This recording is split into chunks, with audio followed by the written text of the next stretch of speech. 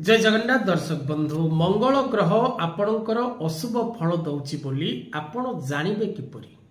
दर्शक बंधु जदि मंगल ग्रह अशुभ फल दौथांती तेबे आपणकर दृष्टि शक्ति रो दुर्बलता आसी थाए, चक्षु रोग सृष्टि थाए, गंठी पीड़ा आपण अनुभव करि थांती, अंटा जनित जंत्रणा भोग करि थांती, शरीर रे रक्तहीनता देखा देई थाए, चर्म रोग सृष्टि हेई थाए एवं संतान सृष्टि रे नव विवाहित पुरुष एवं स्त्री मानकर विशेष करी संतान सृष्टि करिवारे बाधा सृष्टि ही थाए,